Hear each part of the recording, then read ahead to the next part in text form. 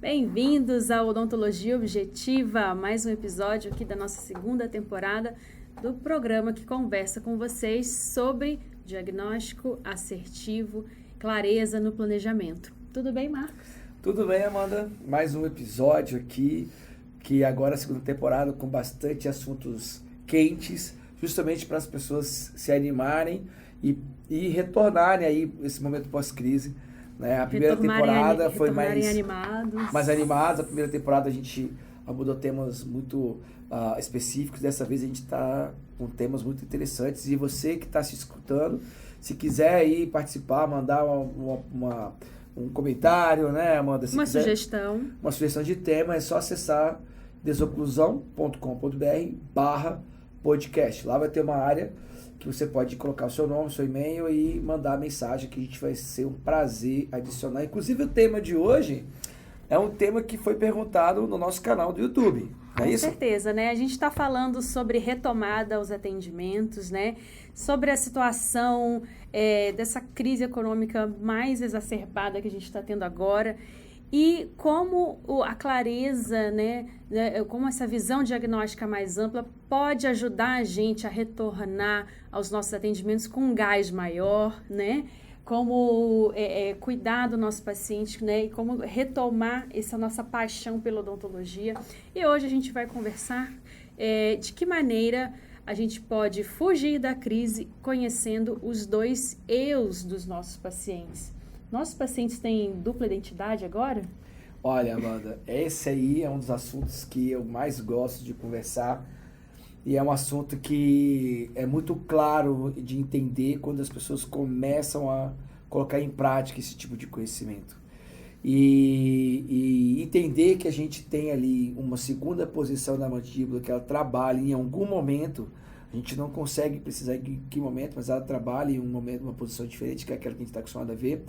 É muito importante para a gente conseguir sair dessa crise e tem que entender que nesse momento pós-Covid as pessoas estão procurando o dentista por emergência e aí está a grande oportunidade que os dentistas que têm essa visão um pouco mais ampla do diagnóstico, é essa oportunidade que o dentista tem de conseguir, Amanda, mostrar valor para esse paciente, valor no sentido de se mostrar diferenciado, se mostrar que entende o paciente como um todo e conseguir se diferenciar, sabe? Conseguir mostrar para ele algo que vai além da estética.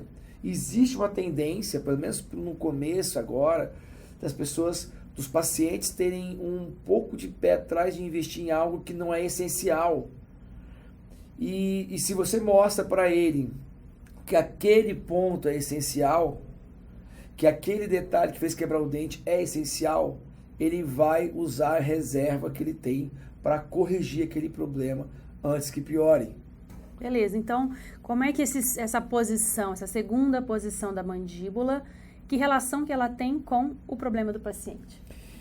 Bom, a primeira coisa que eu quero comentar aqui, antes de responder a sua pergunta, é o seguinte, só para alertar a todos que estão nos escutando, que existe uma oportunidade de negócio aí, tá?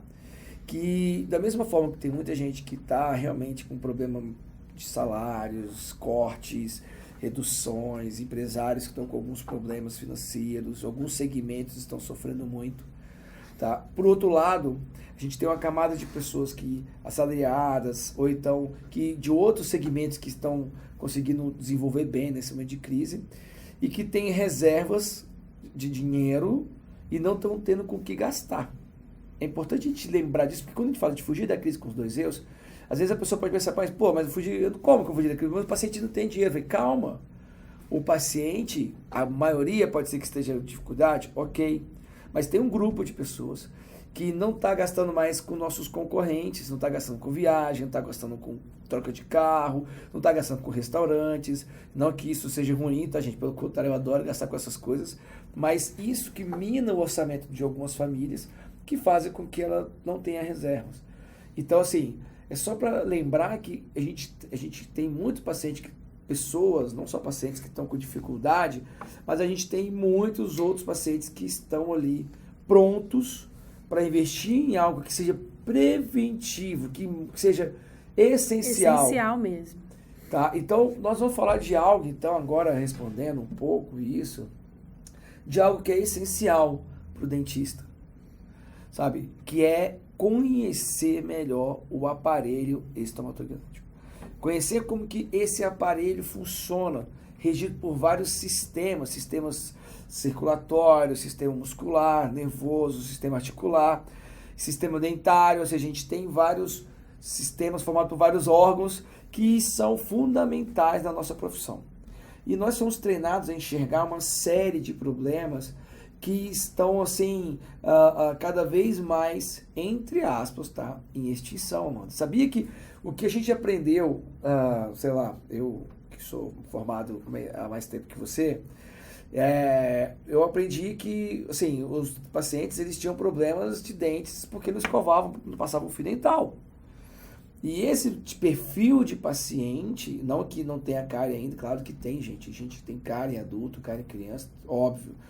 Né? Mas a quantidade de pessoas com esse perfil bem menor. Né? É bem menor.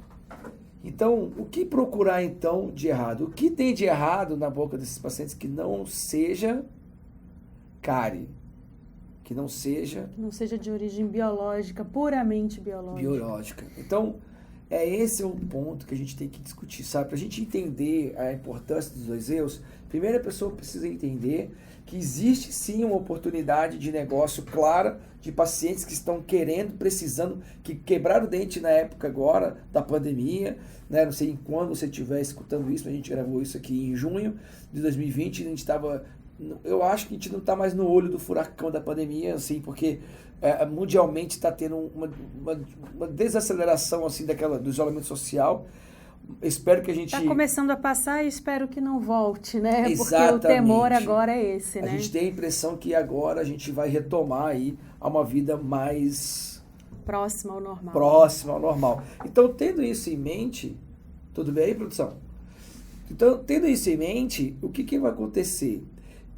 Essa pessoa precisa entender primeiro isso, que a gente tem que estar amolando machado, a gente tem que estar preparado para quando chegar o paciente com o dente quebrado, fraturado, na emergência, oferecer um tratamento de emergência, obviamente, que é um dos papéis nossos, mas ao mesmo tempo, com a outra mão, oferecer algo que previna que aquilo aconteça. E a partir do momento que você consegue mostrar para esse paciente, Amanda, que a prevenção moderna, vamos colocar assim, que não vai só fio e escovação, que existe algo que a gente pode prevenir ou pode ajudar a prevenir problemas, que isso acontece, a partir que você mostra isso para o seu paciente, ele vai te valorizar de uma forma extremamente importante. Exato, né? Da mesma maneira que você comentou que a prevalência de cáries diminuiu bastante, né? Com toda a orientação que os pacientes têm hoje em dia, né? Os pacientes têm acesso à escovação, acesso à informação, estão se alimentando muito melhor, né? Difícil você ver hoje um pai que deixa a criança comer doce toda hora. Então, assim, todo mundo já tem essa informação bem clara, bem sedimentada. Então, trabalhou-se com esse tipo de prevenção durante muitos anos. E hoje a gente tem um perfil de paciente diferente, que é o paciente que tem os dentes bem preservados, sabe cuidar da sua higiene oral, mas que é um paciente que tem um estilo de vida muito mais agitado, paciente que está envolvido em diversas funções aí ao longo do dia, e um paciente mais ansioso. Então, um paciente que tem maiores chances de desenvolver uma atividade parafuncional. Exatamente. Então, essa e importante salientar o seguinte, que essa atividade parafuncional que você menciona, que tem a origem no sistema nervoso central, ou seja, a gente dentariamente a gente não consegue nem criar, nem aumentar, nem diminuir a intensidade disso, talvez aumentar a intensidade da destruição, sim, mas não da atividade parafuncional. Quando a gente para pensar que a gente não tem esse controle, que isso vem de origem da ansiedade, do estresse, da tensão, da preocupação, ou seja, as verdadeiras doenças do nosso paciente hoje moderno é a tensão da rede social, é a tensão do trabalho, do casamento, a tensão dos filhos, a tensão do que o outro acha, a preocupação, a ansiedade com o futuro, a ansiedade que a nossa geração tem do imediatismo, ou seja, essa cobrança que a gente tem de ser sempre o melhor, né? Aquela questão da vida do Instagram que é perfeita e você se sentir cobrado de ter uma vida perfeita também. Então, esse tipo de doença mental, social, a doença mental social que a gente tem na nossa geração, ela tem uma consequência que influencia diretamente o dentista. E esse é o ponto que a gente precisa entender. O paciente, antigamente, ele não escovava o dente, ele não achava importante, ele achava que aquilo é besteira, ele achava que aquilo é só para perfumar a boca, e aí ele escovava uma vez só no dia, e olha lá, blá, blá, blá. Esse cara já entende que não, peraí, calma, não é assim, tem que cuidar. É caro ter problema, é caro, é doloroso ter problema. Então essa pessoa aprende, o pai fala pro filho, o filho fala pro filho, e assim vai. As novas gerações tendem a ter menos problemas biológicos assim básicos. Mas essa nova geração tende a ter mais problemas de ansiedade do que a geração anterior. É muito comum a gente ver jovens de 18, 20 anos com uma destruição precoce dos dentes, causado por uma atividade profissional, ok, mas também associado com desequilíbrio. Uma interferência, associado, por exemplo, com uma báscula articular, não que essa interferência báscula vai causar o estímulo, mas vai ajudar a acelerar o processo de destruição dos dentes. Então, assim, a gente tem um estímulo que é o sistema nervoso central, mas a báscula, etc., vai aumentar a destruição dos dentes. Então, o que a gente tem que pensar é que existe algo que a gente não está acostumado a treinar, a gente não está treinado a ver, que a gente precisa aprender, e é isso que a gente vai falar aqui hoje. Ok. Então, existem metodologias, né? Existem maneiras de a gente encontrar esse segundo eu, né? De que maneiras eu posso enxergar esse meu paciente nessa segunda posição? Vamos entender por que eu chamo isso, nós brincamos chamando isso de dois eus. Primeiro é o seguinte, existe basicamente, eu estou falando aqui de uma forma bem genérica, só para explicar isso em poucos minutos. A gente tem o sistema nervoso central simpático e o parasimpático.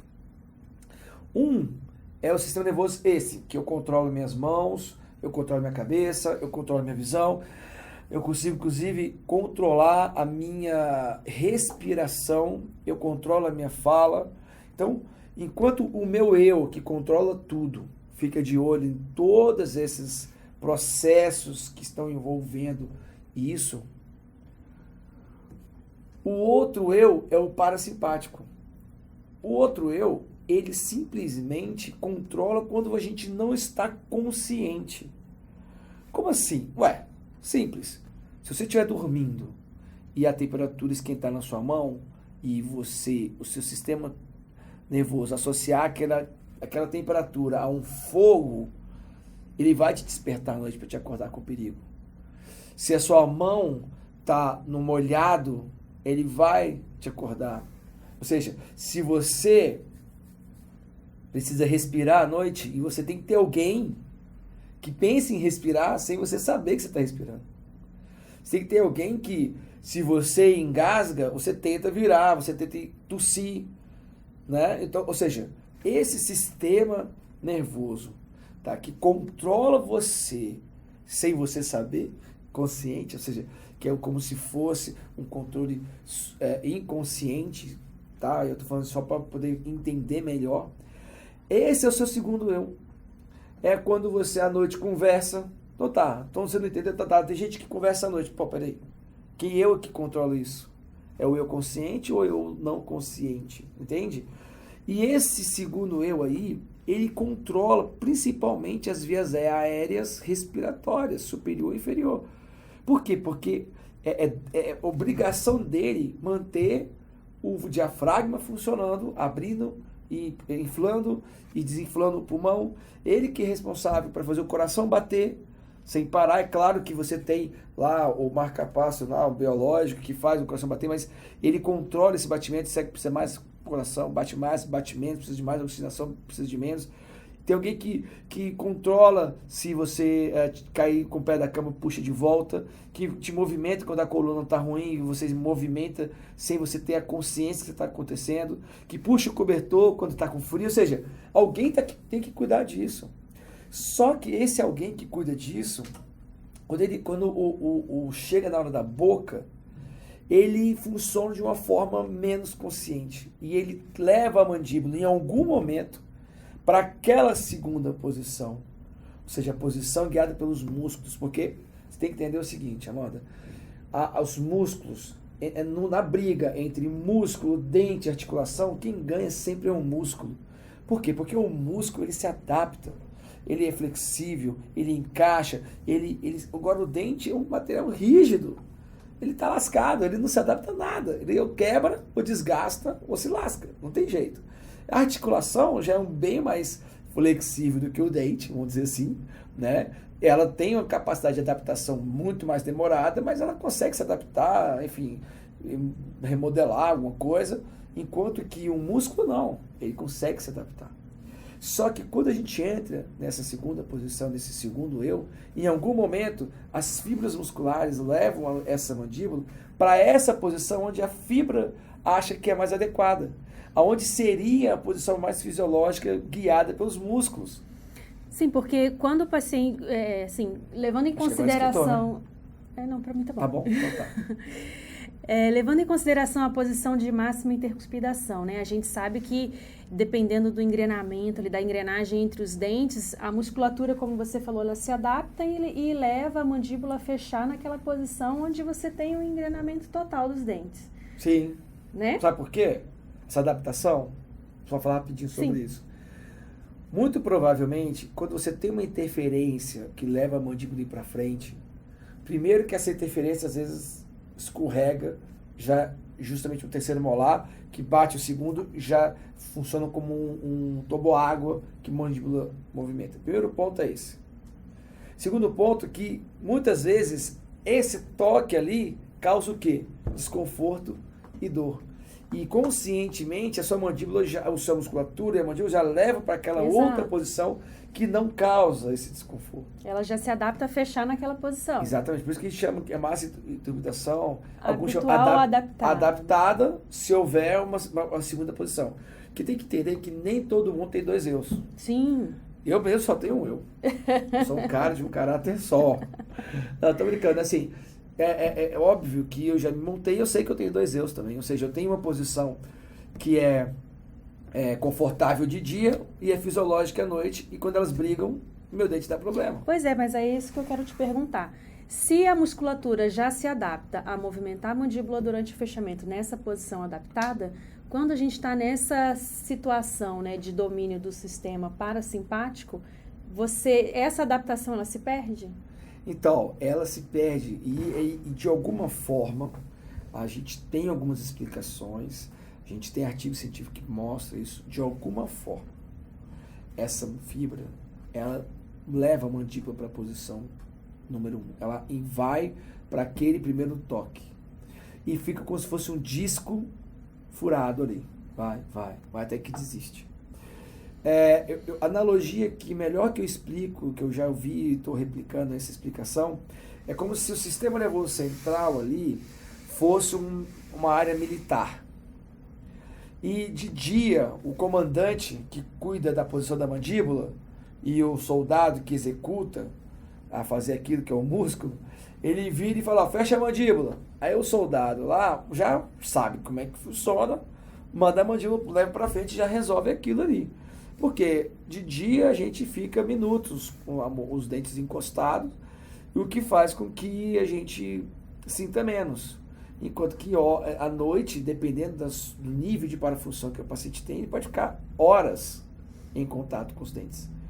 Só que aí, o que acontece é como se à noite entrasse um soldado da noite, e esse soldado da noite fosse o soldado vibrão, aquele soldado que faz o certo. Padrão.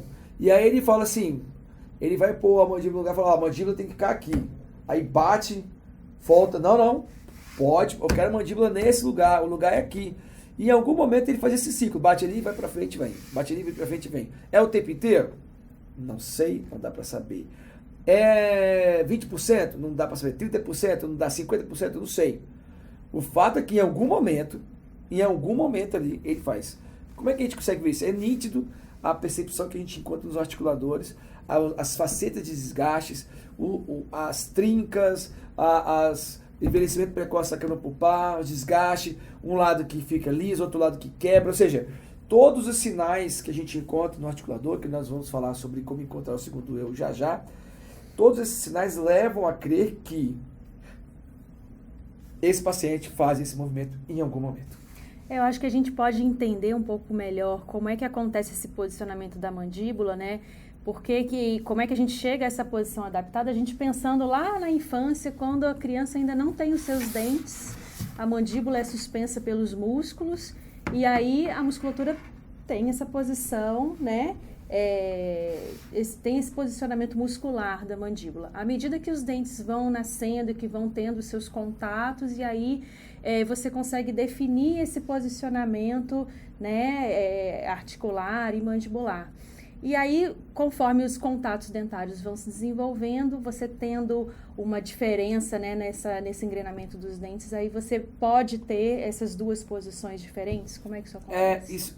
Isso vai acontecendo, realmente, a fisiologia de entendimento da erupção dos dentes, tudo isso que envolve essa primeira reabilitação, que são os dentes descidos. Aí depois a gente tem a segunda reabilitação, que são os dentes permanentes, né?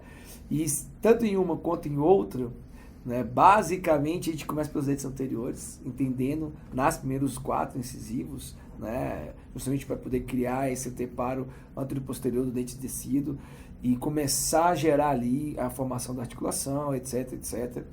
E da mesma forma, quando a gente vai reabilitar pela terceira vez, seja artificialmente, ou seja, vai devolver as estruturas para o paciente, a gente precisa entender que essa relação anterior, ela pode ter se perdido a partir do que nascem os dentes. Porque desde o molar nascer levemente angulado, tirovertido, um pré-molar que demorou a nascer por algum motivo, o segundo molar que nasce com erupção passiva, porque às vezes o superior não desceu ainda. Então, qualquer desencontro aí, se você parar para pensar 24 dentes, 28 dentes, para nascer, todos nascerem perfeitamente angulados, isso é possível de nascer tudo perfeito, é comum, não é impossível, mas a gente observa que até por uma questão genética. Depende do desenvolvimento de tantas outras estruturas. De tantas estruturas, mas assim, o fato mesmo é que boa parte da população não tem essa discrepância. Não deve ter, pelo menos, Amanda. Ou então se tem, porque assim, vamos entender uma coisa. Uma coisa é a discrepância dos dois eus. O primeiro eu está em classe 1 e o segundo eu está em classe 2. Se o cara tem esses dois eus diferentes e não tem destruição dentária, sinal que ele tem uma parafunção muito baixa, atividade parafuncional baixa, ou seja, o cara é tranquilão, não tem problema, não tem ansiedade, é o cara que vive na paz, beleza, consigo comer, monge, sei lá o que ele faz. Só que quando o cara tem essa discrepância muito grande e tem uma atividade profissional muito maior, seja por vários motivos, ansiedade, remédios, hoje em dia é muito comum tomar remédio para controle de ansiedade, controle de depressão, enfim, seja por um motivo, seja por outro, essa atividade, ela catalisa esse processo. Quanto mais a atividade profissional, quanto maior a discrepância, mais destruição dentária a gente vai ter. Então, os pacientes que procuram normalmente o dentista são aqueles que estão nesses dois mundos. Tem a atividade profissional relativamente intensa e tem um nível de destruição relativamente intenso. Porque aqueles que não têm quase nada vão chegar com 50 anos, vai chegar no seu consultório, o paciente vai chegar com as cúspides, por exemplo. Olha, eu vou falar de mim. Eu tenho aqui os molares, meus molares têm cúspides. Tem as fossas direitinho. Eu tenho alguns anos, sei lá, tenho 40 anos e meus dentes molares estão, cara, a anatomia dele está muito preservada. Então, provavelmente, e eu tenho uma pequena discrepância, provavelmente eu tenho o quê? Uma atividade parafuncional muito pequena. Eu sou um cara tranquilo. Quem me conhece sabe. Só que não, né? Mas assim, por mais que eu não seja tranquilo, por mais que eu tenha as minhas necessidades, eu aparentemente não tenho atividade parafuncional intensa. Porque se eu tivesse... Você não tem os sinais presentes, eu não né, teria de uma esses sinais. atividade. Então, assim, o que eu quero dizer? Que eu tenho dois eus diferentes um do outro. Uma posição MH, uma posição adaptada, uma posição fisiológica. Então, Não esse muito não é um grande. problema, essa discrepância não é um problema. Em si, não é um problema. Você pode imaginar o seguinte, olha, essa diferença, ela vai ocasionar um problema quando o cara tiver uma atividade profissional. Se puder tratar isso antes, melhor. Preventivo é como se fosse antigamente colocar, que a gente colocava aqueles selantes. A ideia do selante era esse, poxa, vamos selar esses fósseis com algo que mantenha ali e depois, quando virar adulto, sai e a fossa não deu cárie, porque a criança não escova os dentes direito, etc, tal, a criança... Hoje nem precisa usar muito, porque as crianças estão escovando, né? Mas tem uma época que a gente usava muito isso, de selar os molares, né? Para evitar que essa fossa fosse uma área de contaminação, de acúmulo de açúcar e possivelmente criação de cárie. Então, essa ideia de que se o cara tem uma discrepância grande, mas não tem a parafunção intensa, ele vai ter destruição pequena ou leve ou quase nada. Ou ele vai ter poucos problemas, ou talvez não tenha muitos problemas. E provavelmente ele nem vai procurar o dentista. Mas eu mesmo tenho isso, falando de mim, que eu tenho as cúspides muito bem preservadas, mas em compensação eu tenho um pouco de recessão dos premolares. Por quê? Porque a minha atividade profissional, o meu desequilíbrio, leva a ter um problema. Como minha tábua vestibular é delgada, ao invés de ter uma destruição dentária e coronária, eu vou ter uma destruição do tecido de sustentação por conta dessa força não equilibrada que tem na minha boca. Mas isso não me leva, às vezes, a me preocupar, porque é uma coisa pequena, não me dói nem nada. Ok, mas o cara que procura um dentista com o dente quebrado, o cara que procura um dentista com não sei o quê, ele tem, normalmente, essas duas coisas muito claras. Uma atividade parafuncional, sinais de atividade bruxismo, ou no início, ou já avançado, e ao mesmo tempo, do outro lado, tem a destruição dentária. O que importa é que se você identifica esse segundo eu, você consegue eliminar as básculas. E o segredo de um planejamento para prevenir destruição dentária é eliminar essa báscula articular. Essa diferença, ou seja, se eu tenho a diferença MH, a massa de circulação é classe 1, e na posição fisiológica é uma classe 2, o que eu tenho que fazer? Eu tenho que gerar um calço, sabe, Amanda? Eu tenho que gerar um calço para quando eu for para essa outra posição, em algum momento, não mancar a mandíbula. E aí que está o lance. Porque esse mancar é ele que traz as consequências. Exatamente. A destruição dentária, a aceleração, o avanço da destruição dentária vem disso. E como é que esse mancar, explica pra gente rapidamente, como é que essa diferença nas posições, esse deslize, né, da posição mandibular, né, fisiológica, para até você encaixar na MH, como é que isso pode acelerar a destruição dos dentes? Então, é porque, assim, pensa comigo. Coisa dura com coisa dura. Duas pedras. Se você pega e esfrega as duas pedras, só esfrega, tá? O que vai acontecer com as pedras? Vão ficar lisas. Vão ficar lisas, né? Ela vai ficar lisa. Se você pega aquela mesma pedra, ou pega um material mais duro, pega dois tijolos e bate, pum, bate, esfrega, o que vai acontecer? Vai quebrar, porque coisa dura, quando bate, quebra. E nessa situação, vai bater e vai quebrar.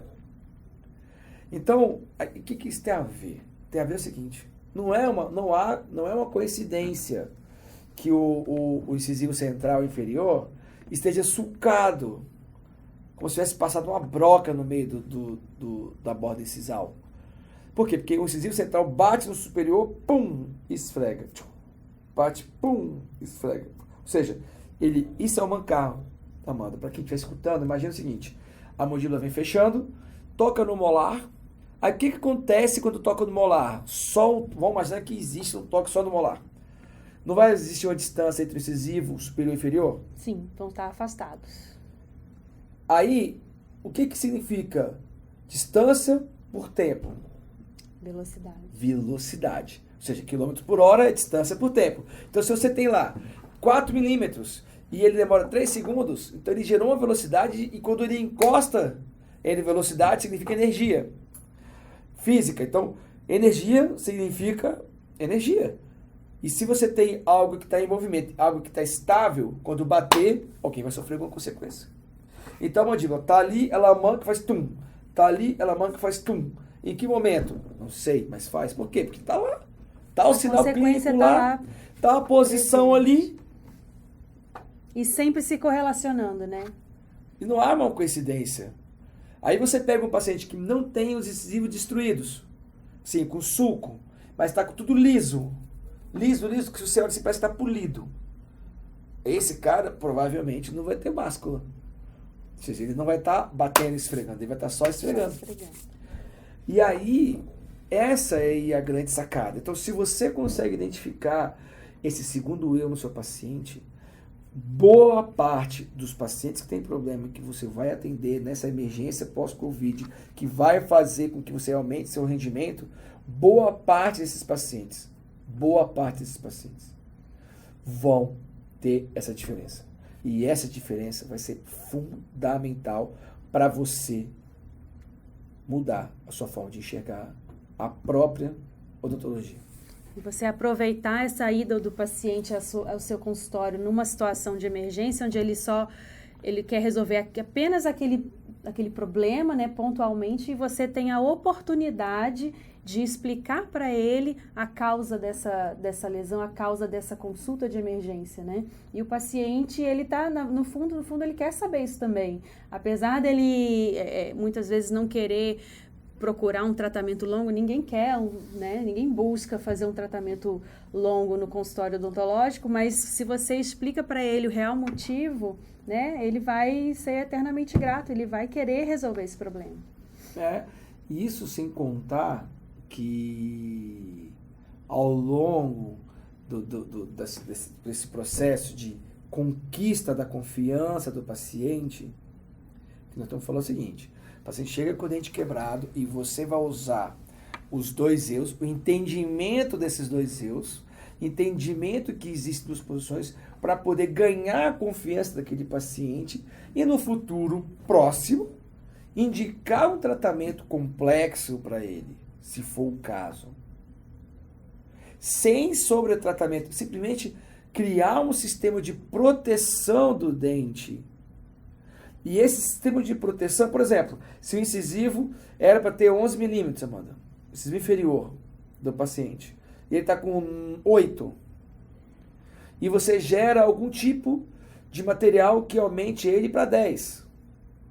Ou seja, tem 2 milímetros de distância entre o dente natural e aquele material restaurador, por exemplo, uma resina ou uma lente de contato com pouco preparo. Ou seja, você vai estar preservando aquele coto, entre aspas, não um coto, tão coto, mas como se fosse aquele coto de remanescente de dente. Aqueles 8 milímetros, você vai estar acrescentando os 2 que faltam, 3, e aquele material que está ali é artificial. E se ele desgastar, é um material artificial. E aí que tá, ele vai desgastar, então daí a necessidade também do retorno constante? Exatamente, porque mesmo usando um sistema de controle como uma placa, ele vai gastar. Aí é que tá, claro, né? Muitos colegas contraindicam esse tipo de tratamento por saber que o paciente vai desgastar. Vai gastar tudo de novo? Para que eu vou fazer as lentes? Para que eu vou aumentar? Assim, ele vai desgastar. Ele é um paciente que tem contraindicação para fazer as lentes. Então vamos pensar uma coisa. Se é o seu dente, Amanda, se você tem 8 milímetros de dente, e que por conta da sua parafunção, o que quer que seja, você vai gastar nos próximos 2 anos 2 milímetros. Tá? O que quer que eu faça, você vai gastar 2 milímetros. Vamos imaginar no raciocínio de quem pensa assim. Você preferiria que gastasse 2 milímetros do seu dente natural remanescente de 8 milímetros, ou que gastasse 2 milímetros do material artificial que eu acrescentei para compensar os 10, ou seja, era 10, passou para 8. Ou você prefere que seja de 8 passar para 6? Com certeza preservar ao máximo e que seja desgastado o material artificial. Então, assim, o fato do cara falar que ele vai desgastar, isso é um fato óbvio. Nenhum tratamento reabilitador em pacientes com atividade parafuncional intensa e tudo vai correr a besteira de falar que aquilo lá vai durar para sempre. Não é essa a ideia.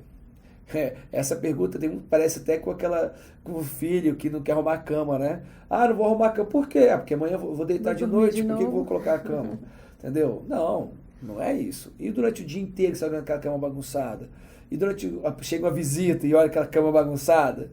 É a mesma coisa com o dente. Então, peraí, só que o cara vai desgastar o dente de novo, e porque ele desgastou natural, significa que a gente vai condenar esse cara pro resto da vida a ficar desgastando mais ainda os dentes? Eu acho que a visão não é bem essa, a visão é assim, o poder destruidor dele, né? Se ele foi capaz de destruir o esmalte dentário, a impressão que se tem é que se você entregar uma restauração, seja em qual material for, ele vai destruir a tua reabilitação e ela vai perder ali a função dela. Olha, né? Essa colocação é muito importante, porque é o que vai acontecer se você não souber controlar esse paciente. Se o paciente tem dente natural ou se o paciente tem dente artificial, o controle do bruxismo é o mesmo. Eu acho que se pensa muito em insucesso, né? Acho que eu vou ter muito mais insucesso restaurador, lente soltando, dente quebrando. Aí é outra história. Então, peraí. Então, se a gente for pensar se você faz um negócio... Relaciona-se muito o bruxismo com o insucesso. Então tá, então eu entendi. Então vamos entender isso aqui. Olha o seguinte, são duas coisas muito parecidas, próximas, mas são bem diferentes. Uma coisa é você ter um desgaste causado pelos movimentos não funcionais por atrito, por esfregaço, falta de báscula. Sem báscula, só atrito. Outra coisa é você não identificar as básculas. Fazer o que quer que seja. E esse qualquer que seja destruído mais rapidamente, assim como foi o dente. Porque você não eliminou as básculas articulares. Porque se o paciente tiver báscula articular, ele vai destruir muito mais os dentes do que se ele não tiver. Porque ele vai continuar rangendo, vai continuar fazendo as coisas tudo errado.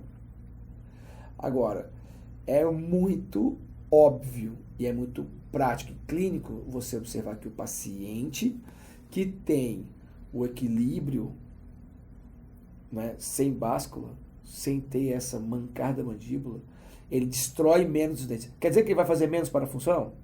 Não. Eu não estou aqui querendo dizer isso, até porque isso não tem nenhum embasamento nenhum.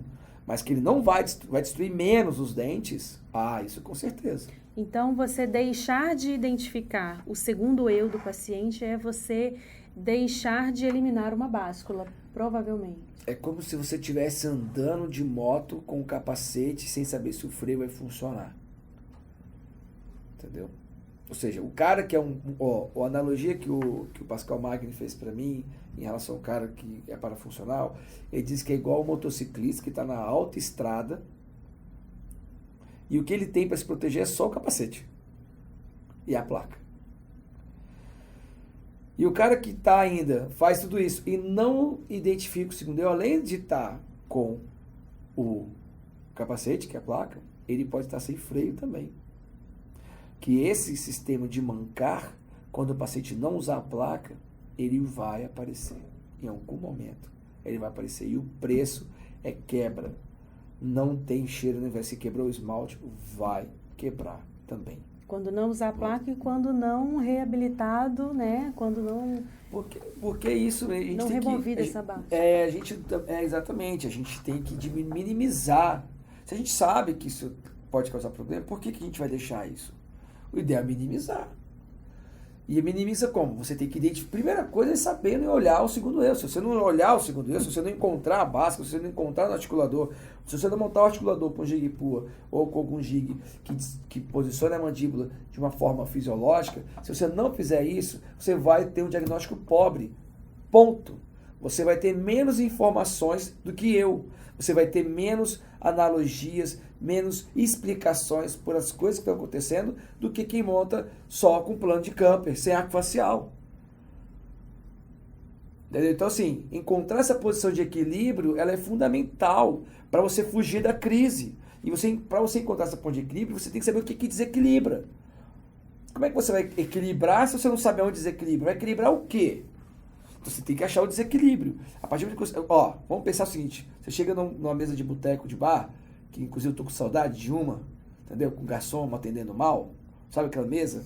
Com o cara chegando, chega o amigo, junta 3 mesas, vira aquela confusão, e aí tal, não sei o quê. Nem fala. Então, dá uma saudade. Então, aquela mesa de bar, tá mancando. A desgramada mesa, nunca sentou uma mesa que não manque. Tá mancando. O que você faz? Calça. Por que você calça a porra da mesa? Desculpa. Por que você calça a mesa? Para ter estabilidade. Porque senão cai a cerveja. Porque se não cair a cerveja... Não tem problema. Se você tá com a família na pizzaria, a porcaria da mesa tá mancando um pouquinho, você come a pizza, o menino não tá nem aí, deixa a pizza lá, come um pedaço, vai correr, volta. Você tem que tá aí pra mesa, essa mesa não tá nem aí, vai comer. Balançando um pouquinho, não, só come aí, sem fazer. Só não pôr o braço aí em cima da mesa que tá bom.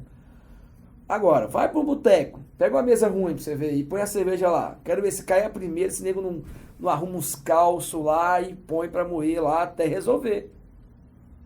É mais ou menos a mesma coisa. Só que pra pôr o calço na mesa, você tem que saber onde está o ponto de desequilíbrio. E você vai olhar por debaixo da mesa, você vai ver que tem um lado que está tocando no chão, tem um lado que está tocando menos, tem um lado que está tocando menos, ainda tem o outro que não está tocando. E como é que você vai equilibrar uma mesa de bar se você não olha por debaixo da mesa? Se você não acha quem é que está voando, se você não acha quem é que está tocando. Então, se na mesa de bar você consegue equilibrar para não cair a cerveja, não cair o chopp, não cair o seu drink, não derramar na mesa, você não passar vergonha e perder o dinheiro, o que você tem que fazer? Você tem que olhar e identificar. Aí o que você faz? Ou você pode pegar uma serrinha e cortar quem está tocando mais, ou você vai lá e acrescenta o material para equilibrar a mesa. Equilibrar a mesa, diminuir o risco de mancar. E na mandíbula, na relação da mandíbula com a maxila, essa analogia é muito válida.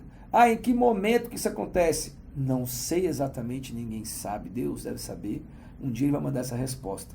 A ciência também fica sem saber direito que o sono, o que acontece durante o sono, o tal do bruxismo e tal, é uma coisa que é muito nova, está sendo estudada e tal, mas o fato é que acontece isso. E é fácil de identificar, é objetivamente mostrável e é fácil você replicar a correção. Ou seja, você equilibrar o sistema vai evitar que o cara arranja? Não. Equilibrar o sistema vai evitar que o cara aperte? Não. Equilibrar o sistema vai diminuir a chance de quebrar? Vai diminuir a chance de quebrar. O que quer que seja, dente natural, dente artificial, isso vai.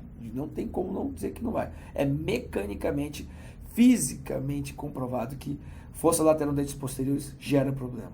Agora, quanto mais intensidade, mais problema. Ou seja, quanto mais forte ou mais intensa for a atividade profissional, por mais tempo, maior a destruição dentária. Com certeza. Ponto. E se a posição adaptada da mandíbula, ela é guiada pelos contatos dentários, para a gente encontrar a posição fisiológica, a gente tem que eliminar a influência desses contatos dentários. Como é que a gente faz para a gente encontrar essa posição muscular? Então, a gente tem que, para poder encontrar essa posição, para achar ali o primeiro toque, você tem que montar o articulador usando, por exemplo, o jig e pua, tá? O jig de Lúcia. O jig e pua, por que eu gosto do jig e pua? Porque ele é mais replicável, ponto. Tem vários outros dispositivos, tal. Por que o jig de Lúcia é importante? Porque é muito fácil de entender. Por que o jig e pua é importante? Porque eu vejo que é replicável, é fácil de usar, qualquer dentista, de qualquer especialidade, de qualquer tempo.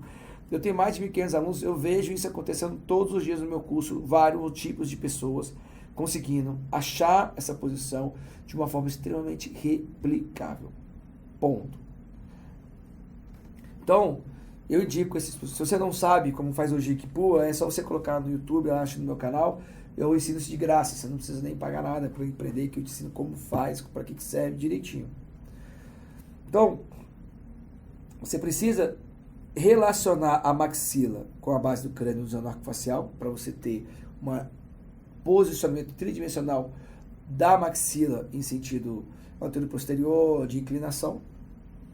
E você tem também a questão que é muito relevante a gente entender a própria análise, tá, dos contatos ali depois. Então, quando você monta o articulador com um jig pull, você desoclui os dentes e os dentes só tem um ponto anterior e a musculatura vai levar aquela mandíbula, depois de trabalhar sem toques, de uma forma totalmente equilibrada.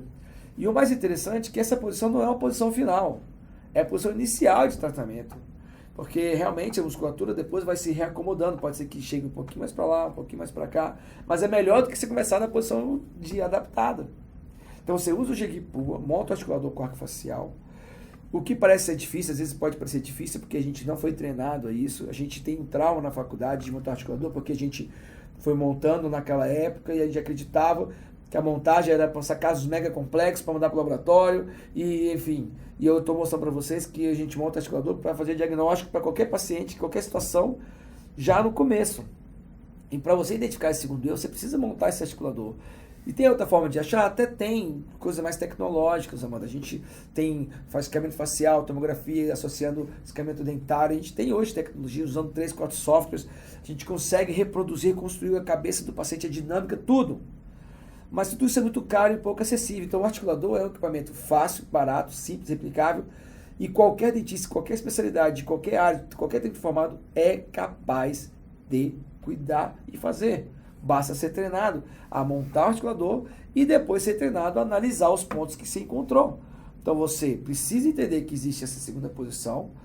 Você acreditando, não, porque isso não é fé, é que não estou dizendo de fé, estou dizendo de prática clínica, evidência científica clínica, de que existe isso, é fácil de fazer e é fácil de você, depois que você tem esse diagnóstico, planejar qualquer caso complexo. E o planejamento, Amanda, primeiro, não quer dizer que desgaste nesse ponto. Você achou o primeiro toque, vamos cortar o desgaste seletivo. Eu não estou dizendo que desgaste seletivo é uma opção. Estou dizendo que o equilíbrio é a melhor opção. Não precisa cortar o pé da mesa, né? Não precisa cortar o pé da mesa. Às vezes precisa, mas a maioria das vezes não precisa. Tá? Às vezes você precisa calçar a mesa. Então, você precisa entender. Mas se você não consegue achar, você não consegue nem começar a discutir. Se você acha a segunda posição, peraí, e agora? Agora você equilibra, você pode acrescentar, você pode reduzir. Inclusive, você pode analisar que precisa mover.